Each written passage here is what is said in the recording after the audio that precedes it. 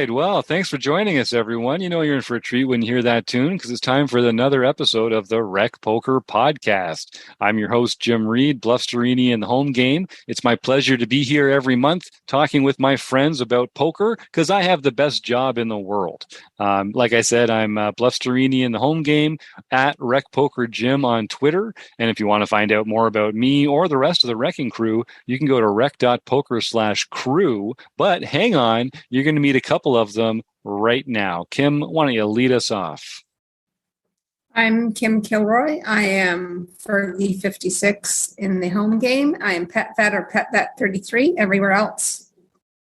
I'm Radman 50, or I'm Rob Washam, Radman 50, just about everywhere. And I didn't hear anything when the introduction was coming through, so I wasn't prepared for this wonderful podcast because I was expecting to hear that introduction music.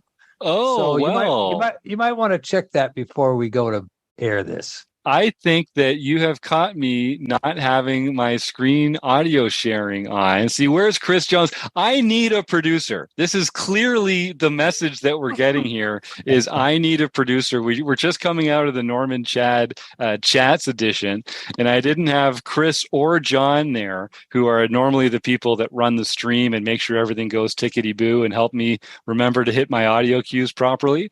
And I had to do it all by myself this week, and I did not do a perfect job. So I thought you were adding the audio afterwards. I just that's what I thought too. Wizard behind the curtain. We might see if Roger Schutte and Diego Espinas are able to come in and wave their magic wand. If you're listening to this and you did hear that audio bumper music, then you know we've got a team of wizards behind the scenes making it all happen. But I can't take credit for it going well. I screw it up all the time, and I'm just doing my best here, folks, like everybody else. But it is a freaking phenomenal opportunity. I love being here every week. One of these days, I am going to nail those audio cues.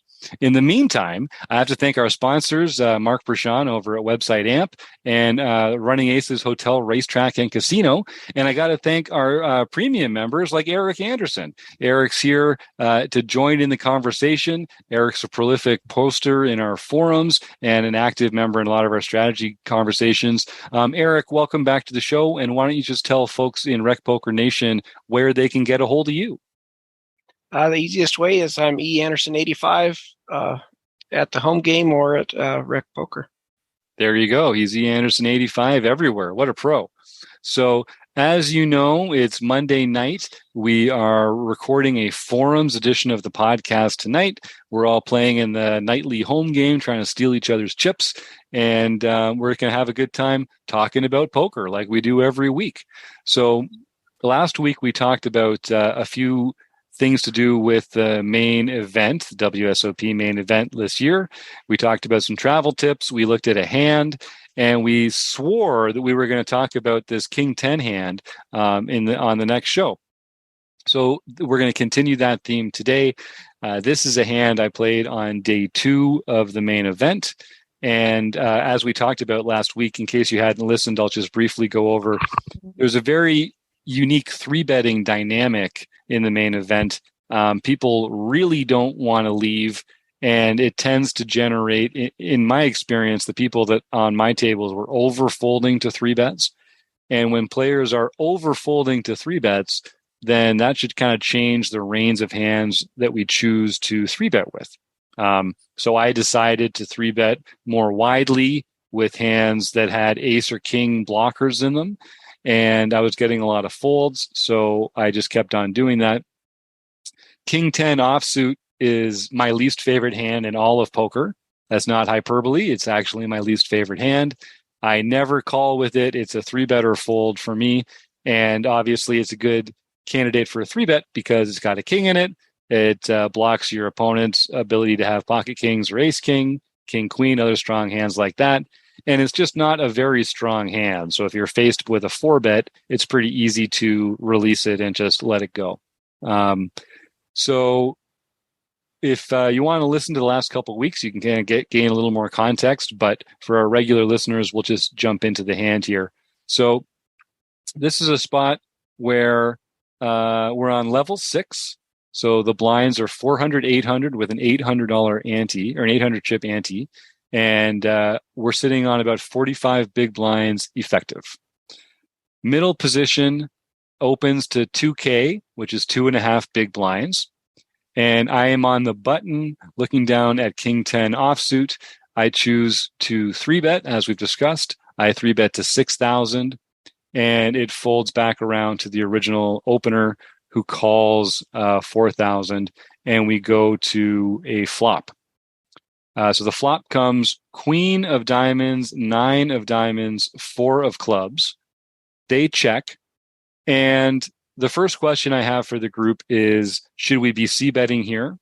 And I guess we can just get into it. It's a 2-diamond, queen 9-4 flop.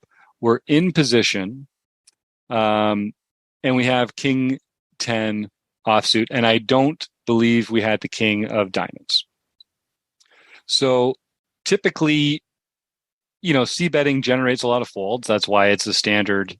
It's a good exploit to be c-betting a lot. People fold to c-bets a lot. In order to have a c-bet, you have to have taken the aggressive action on a previous street. So your range is usually pretty strong, and your opponent has typically capped their range by calling on a previous street. So their range is not as strong as yours. So you generally get some folds. In this case, when players are overfolding to 3-bets, when they choose to continue, it usually means that they're continuing with a stronger range of hands than would normally do so. So I did think that this player had a pretty strong range of hands. When it comes to equity, maybe if we turn a king or get a king on the river, that would improve us to a top pair hand that might take it. Obviously, if we hit a jack, we're going to make the 9 to king straight, which is a good one to make. But it's unlikely otherwise that we're going to make a really big hand, and we don't have a diamond. There's 2 diamonds on the board. So there's not really a lot of great cards for us. Most of the cards that are going to come that aren't a diamond are going to be a brick. So first off, what's your take on this, gang? Queen 9-4, 2 diamonds. Is this a standard c-bet? Why are we even talking about it? Is it a standard check back given the 3-bet dynamics? Is it somewhere in the middle? Rob or Kim, what's your take on this? Do you have a default position? Oh, I like a small c-bet here on this board in position. Mm-hmm. And I think most of the time that's going to fold out all of your pairs lower than 9s. Yep. That are currently ahead of you. Yep. I'm maybe check back if we did have the king of diamonds, but probably think it's more often a c-bet here. And we might fold out some ace-high hands that don't contain a diamond, like ace-5 suited that is not clubs or diamonds. Yep. Ace small suited. Ace suited below the 9, I guess. My question is, what kind of range did you put this specific player on? Mm-hmm. Yeah, good question. I thought that they were one of the players that would overfold to 3-bets. So that was one assumption I made when I decided to raise them pre-flop. So when they call, I think it's a lot of pocket pairs. It should be a lot, in my mind, it should be a lot of like pocket pairs and suited Broadway, maybe some suited aces. Like nobody was 4-betting light. So you might think that, they might be 4-betting with like ace-5 suited or something like that every once in a while. I didn't get the impression that this field was doing that much at all. So they could have some suited aces that they called with, or some Broadway offsuit aces that this board sort of intersects with.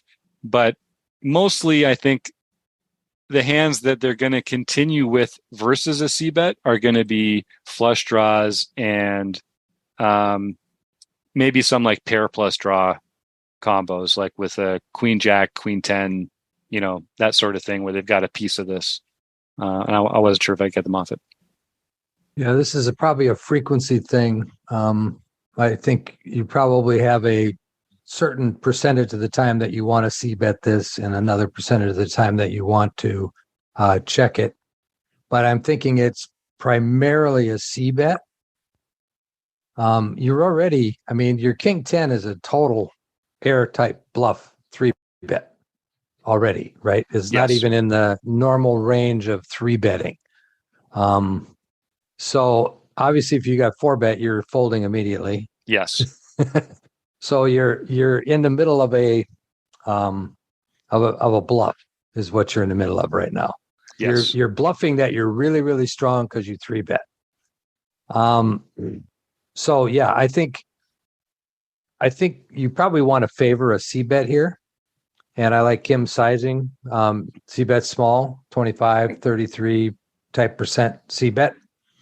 And most of the time you're going to get a fold from, people with pocket 8s, pocket 10s, pocket 7s, those types of hands that are just not going to feel very comfortable calling a C bet.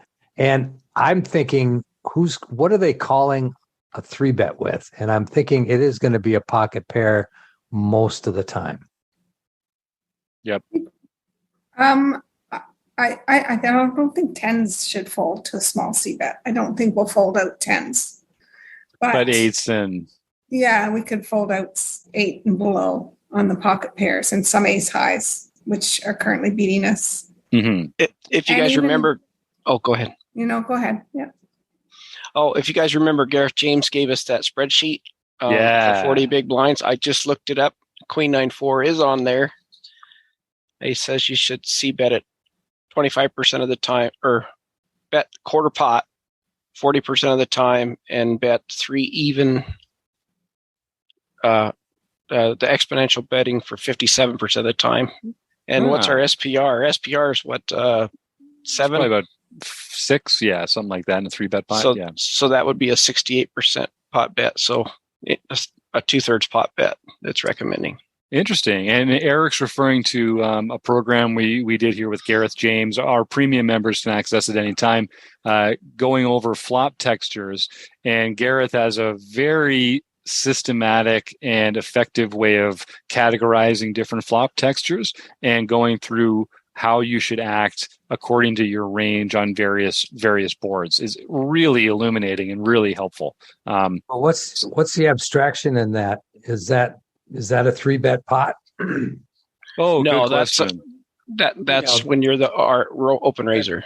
Yeah, you're the opener and you're getting called from somebody out of position. Like I think it was cut off to big blind. Yeah. Right. So that's a totally different dynamic from the standpoint of the ranges that we're talking about now. Right. Yeah, the ranges will be a lot tighter. Yeah. Yep. Yeah, I ran this one in Odin as a 3 bet pot, and they like a check just like under like 37-38% of the time, and the rest of the time you're betting small, like Rob said, 25% or 33% pot.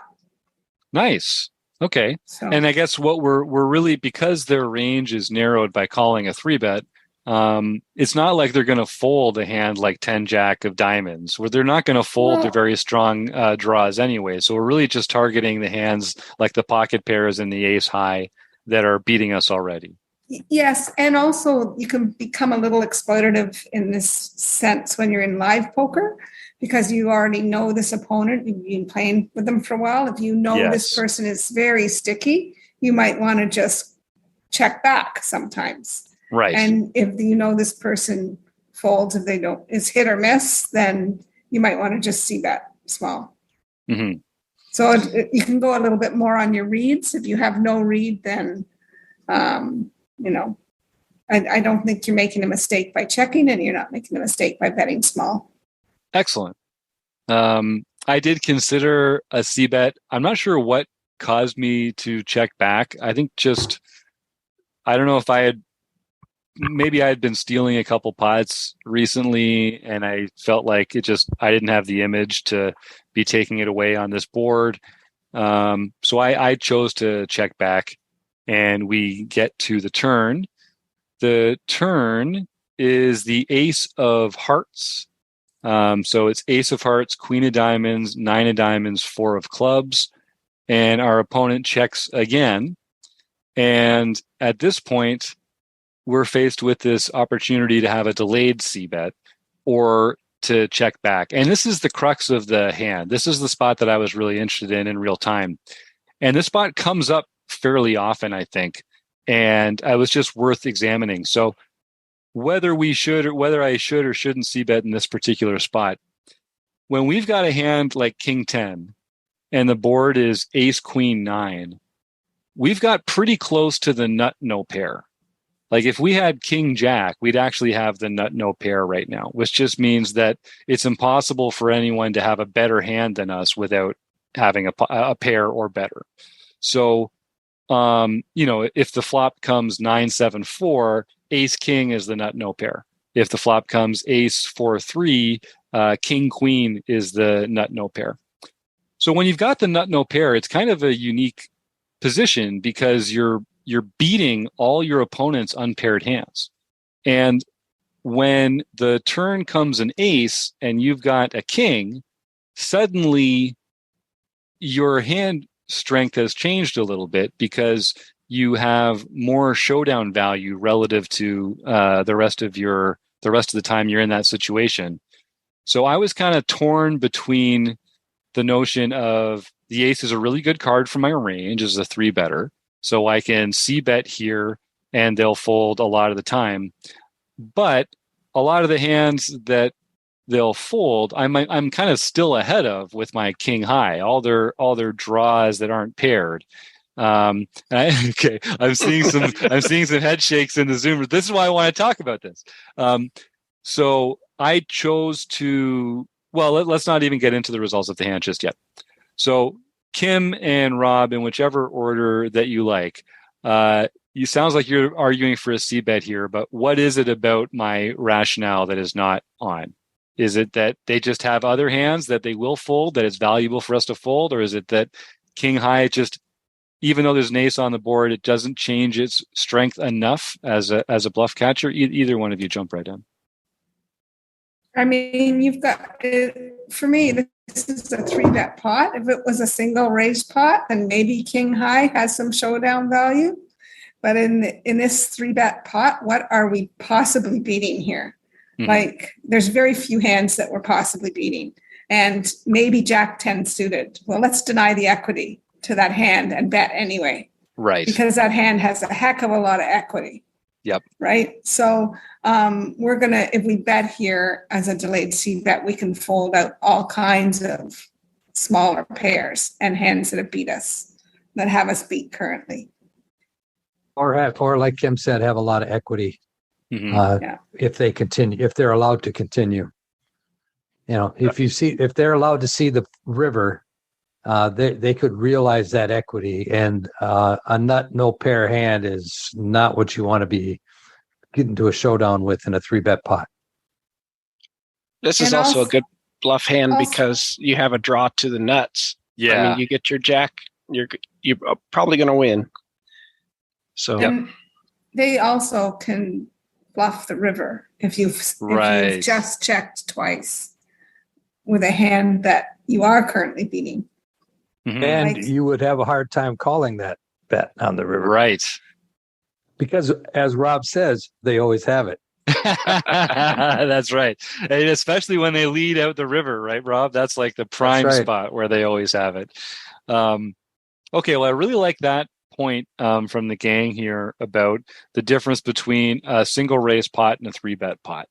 Because you're absolutely correct. When people when they get to the flop in a 3-bet pot, they're going to have less of that garbage that is behind a top a king high hand, which is a real strong argument for making the c-bet. So let's take this conversation slightly out of this hand here, and let's just pretend that this was a normal spot where I had raised and gotten called, and it plays out exactly the same.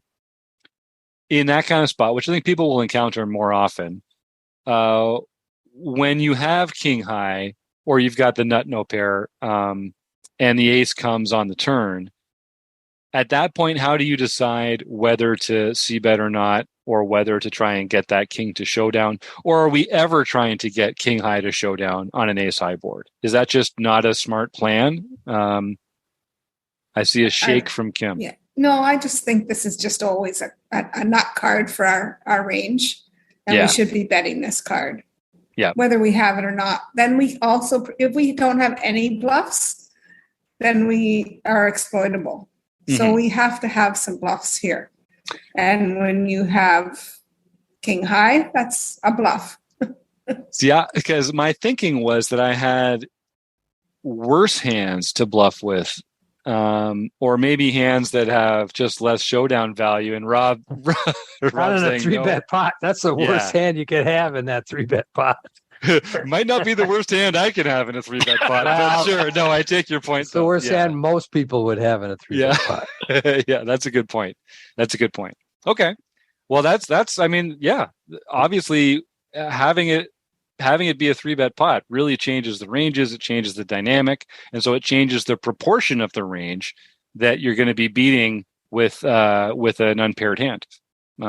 That makes a lot of sense. And when you put it like that, yeah, they're probably not going to be in there with a lot of 7-8, suited and down from there. And most of the suited connectors higher than that already have at least a pair, if not a pair plus draw. So, all right, well, I think that makes a lot of sense. Now, we talked about a small sizing on the flop if we were to choose to c-bet on the flop. And even though there's the flush draw out there and it's kind of connected, I see the argument behind that. Given that we did check, what do you guys like for a sizing here at this point? The pot's about 14,000, and it's checked to us again in position. What kind of sizing do you like for I like the delayed anywhere c-bet? between 40% and 65% pot.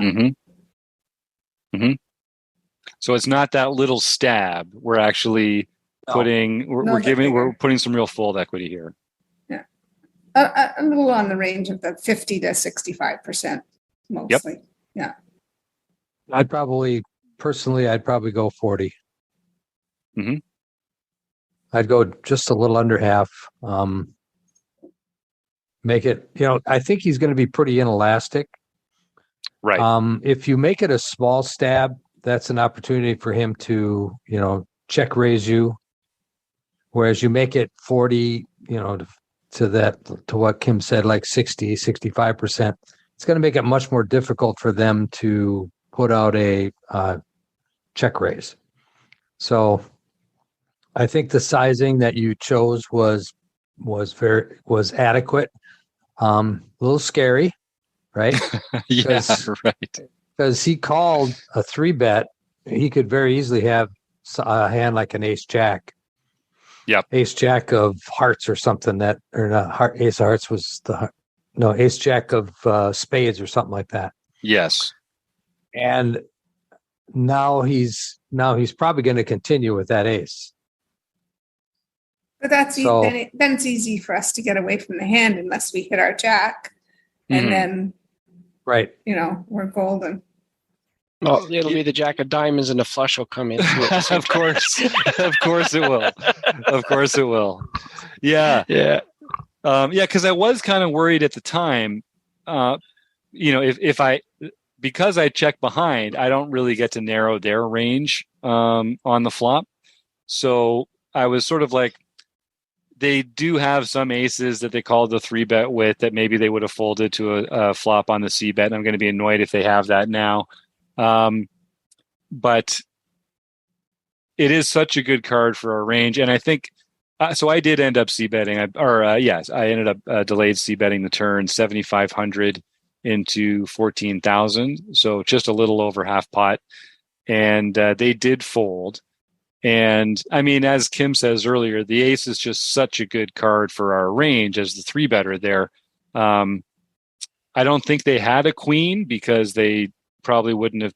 Maybe they would have checked a queen when the ace came, but I think they could even, some players would even end up finding a fold there with the queen, even if they were planning to check raise the flop or something like that. And that's really like, that's a lot of hands then when that ace comes, if that's scaring them off. But I think they definitely fold the under pairs and the other hands that Kim and Rob were getting at. I don't think, like, it's unlikely they have a queen, because if they have a queen, it's probably ace, queen, king, queen. We're blocking king, queen with our hand. Or queen, jack suited. Possibly, but a lot of people will even fold that in the main event in the 3-bet pot. Yeah. And when they're out of position, a lot of people will more likely to call it when they have position. So if he had 3-bet from the big blind, but let's play devil's advocate here and pretend they called your bet on the turn. And let's pretend the jack of diamonds does come on the river and they check again. Right. Most of us rec poker recs would just check back with our straight, but I think that's a big mistake.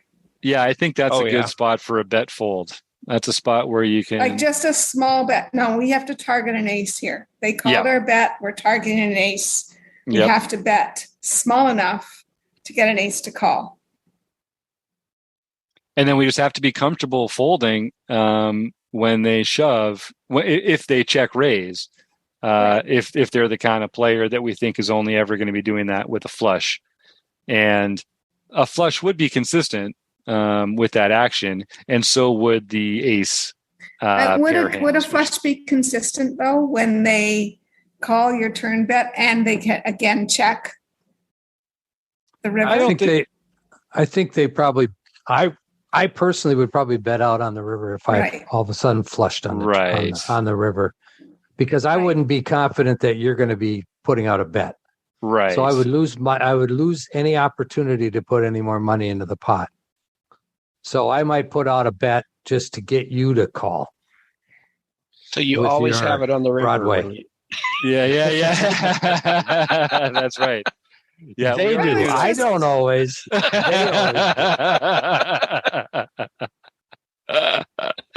So then if we do bet small on the river, so it gets called, the jack of diamonds comes on the river, they check to us. If we do bet small, according to that logic, then not too small. I'm not talking about too small. Like, I'm talking about 40%. Sure. Like something that looks like a value bet, but okay, I'm going to call with my ace or my ace. Yeah. Whatever, right? Well, it would be nice, because we're still crushing 2 pair there, so they could even have gotten like the ace jack and rivered the 2 pair. I love that idea.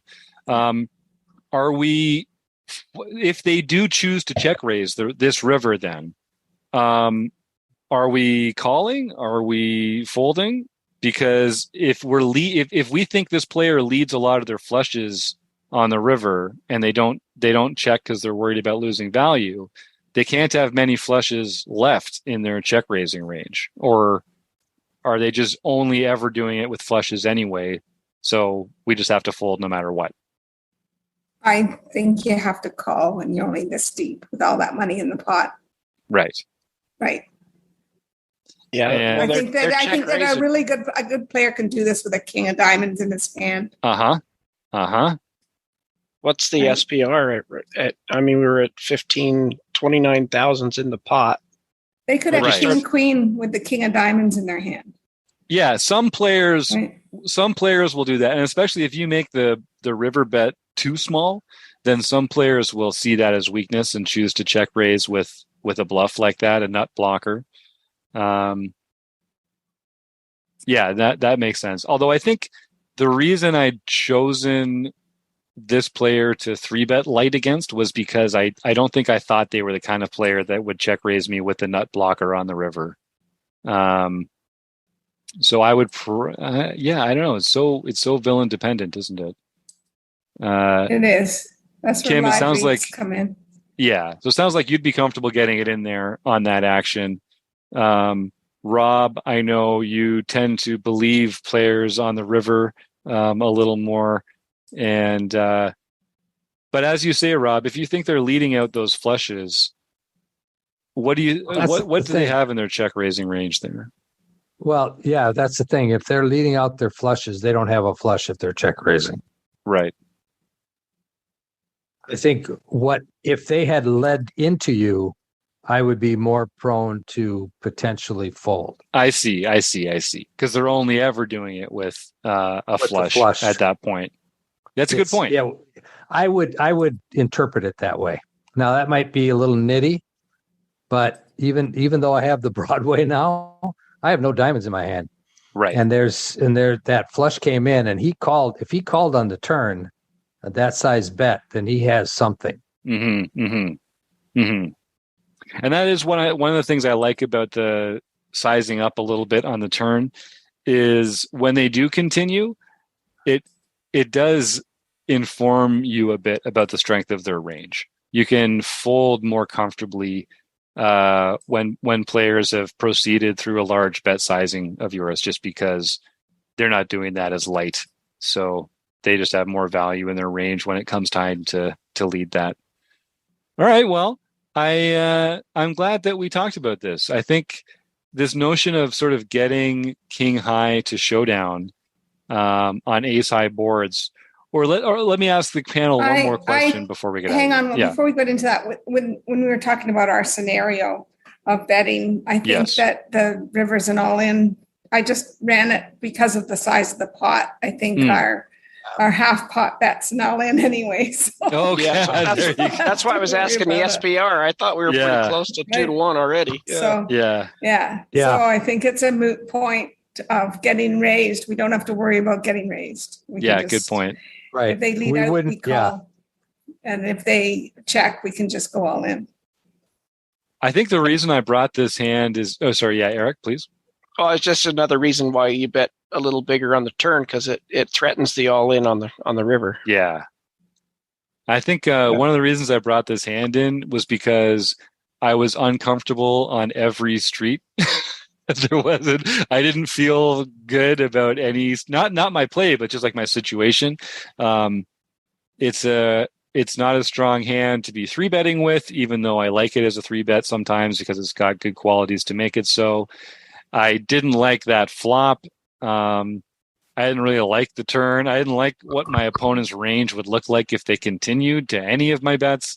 So I really felt uncomfortable in basically every spot. And that probably contributed to my sizing up on the turn too, because I just really wanted some folds. But I think that's a bit of a leak. And I did. Yeah. So they did fold and we won the hand, and there is no, everything on the river is completely academic because we just collected the pot on the turn. But I think I was working with a coaching client earlier today, and they also tend to kind of size up when they want people to fold. And that's obviously exploitable if people are paying attention to that this, players make bigger bets and raises if they're trying to get folds. So it's something that if you're playing against thinking players, you do need to kind of have that balance in mind when it comes to using sizing that's consistent with strong and weak holdings. And I think we also I don't think that's much of an issue in a live international tournament like you're in, though.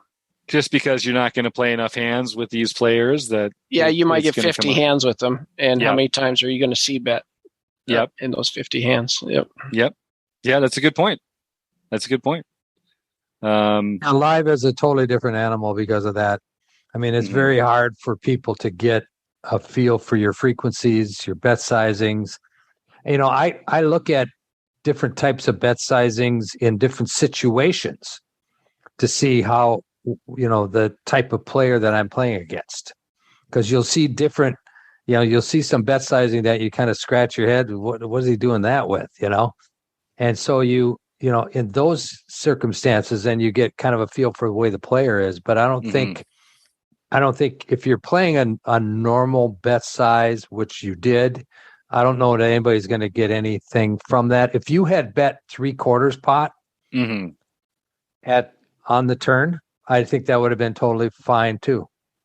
I would have been totally fine. Everybody, and you could, if you bet that big, you're polarizing your range, right? Right. You either have something really strong or you have air. And that's what you're telling the guy. And he has to he has to have a little bit of guts to be able to call a bet that big, because you either have it or you don't, and he doesn't know. Yeah, great point. And particularly in a tournament like this, I think there's more fold equity than we're used to, because people. The problem with that, if he does call, then you got just a half. You don't even have a half pot bet left anymore. Yeah. So that's I think more importantly, we need to consider the pot size dynamics when we're choosing our bet sizing. Mm-hmm. I think Eric is one that professes that quite a bit, as far as, making sure that you have that right amount of chips at the end. Yeah, it's like playing chess. You have to think 2 or 3 moves ahead. Mm-hmm. Yep. That's one of the reasons your sizing was good, because it looks like you're setting up for the river shove as well. Yep. And that is something I try and do, and I tell my coaching clients this all the time. Every time you're considering making a bet or calling a bet, you should visualize, if this bet gets called, how much is going to be in the pot and how much is going to be in the effective stack. And if you just think about that quickly, every time you're making a bet or considering calling a bet, it's really going to be helpful when you're thinking about, okay, maybe I should size up or down, or maybe I just have to shove here instead of calling because there's not going to be enough behind on the river, or maybe I have to fold. So I always encourage everyone to think about, if this bet gets called, how much will be in the pot, and what will be the effective stack behind at that point, because that can be a real time saver and a chip saver. And another one that catches people all the time is to ask what'll happen when it gets raised.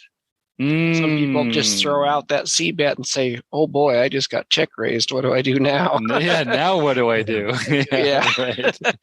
Yeah, well, you said it, Eric. It's like playing chess. Think a few moves ahead. And it's not just a check; it's a check call or a check fold. That's right. Yeah. That's right. And if people can think about going a few more branches down that decision tree with their actions, then they'll be rewarded in the long run, for sure. And that some of that just comes with reps, just playing more poker, getting more familiar with that process. But I think that's a really good point, Eric. All right, anything else here, folks, before we wrap this puppy up? Good all one. right. Well, are we all finished with your hand histories from the main? This is the last one I had. I've got more hands in my notes, but they were pretty cut and dried. I was doing a lot of these kind of 3 bets and getting a lot of folds. So there's maybe we'll do one more. There's another hand where I had King Queen of hearts, and you can bring it to my hand history. That's a good one. Here, I'll make a little note to put that one in Kim's Pet Vets hand history group, and we can talk about it on the 4th Thursday of the month at 7:30 Eastern. I think that's right. All right. Well, thanks, Kim and Eric and Rob, and of course Mark Prashant at Website Amp and the Running Aces Hotel, Racetrack and Casino, and everyone who posts in the forums, and you, the listeners. Appreciate it so much. See you soon.